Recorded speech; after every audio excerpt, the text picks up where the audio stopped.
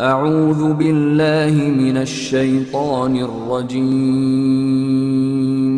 بسم اللہ الرحمن الرحیم۔ اور جن عورتوں سے تمہارے باپ نے نکاح کیا ہو ان سے نکاح نہ کرنا مگر جاہلیت میں جو ہو چکا سو ہو چکا، یہ نہایت بے حیائی اور اللہ کی ناخوشی کی بات تھی اور بہت برا دستور تھا تم پر تمہاری مائیں اور بیٹیاں اور بہنیں اور پھپھیاں اور خالائیں اور بھتیجیاں اور بھانجیاں اور وہ مائیں جنہوں نے تم کو دودھ پلایا ہو اور رضائی بہنیں اور ساسیں حرام کر دی گئی ہیں، اور جن عورتوں سے تم مباشرت کر چکے ہو ان کی لڑکیاں جنہیں تم پرورش کرتے ہو وہ بھی تم پر حرام ہیں، ہاں اگر ان کے ساتھ تم نے مباشرت نہ کی ہو تو ان کی لڑکیوں کے ساتھ نکاح کر لینے میں تم پر کچھ گناہ نہیں، اور تمہارے سگے بیٹوں کی عورتیں بھی، اور دو بہنوں کا اکٹھا کرنا بھی حرام ہے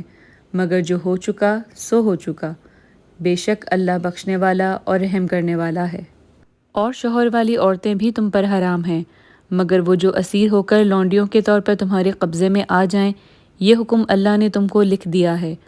اور ان کے سوا اور عورتیں تم کو حلال ہیں اس طرح سے کہ مال خرچ کر کے ان سے نکاح کر لو، بشرط یہ کہ نکاح سے مقصود عفت قائم رکھنا ہو نہ کہ عیاشی،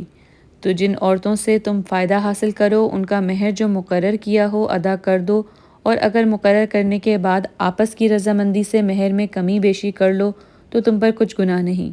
بے شک اللہ سب کچھ جاننے والا اور حکمت والا ہے۔ اور جو شخص تم میں سے مومن آزاد عورتوں یعنی بیویوں سے نکاح کرنے کے مقدور نہ رکھے تو مومن لونڈیوں ہی سے جو تمہارے قبضے میں آ گئی ہوں نکاح کر لے، اور اللہ تمہارے ایمان کو اچھی طرح جانتا ہے، تم آپس میں ایک دوسرے کے ہم جنس ہو تو ان لونڈیوں کے ساتھ ان کے مالکوں سے اجازت حاصل کر کے نکاح کر لو،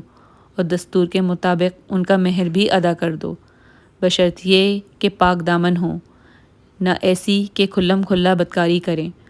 اور نہ درپردہ دوستی کرنا چاہیں، پھر اگر نکاح میں آ کر بدکاری کا ارتکاب کر بیٹھیں تو جو سزا آزاد عورتوں یعنی بیویوں کے لیے ہے اس کی آدھی ان کو دی جائے، یہ لونڈی کے ساتھ نکاح کرنے کی اجازت اس شخص کو ہے جسے گناہ کر بیٹھنے کا اندیشہ ہو، اور اگر صبر کرو تو یہ تمہارے لیے بہت اچھا ہے، اور اللہ بخشنے والا مہربان ہے۔ صدق اللہ العظیم۔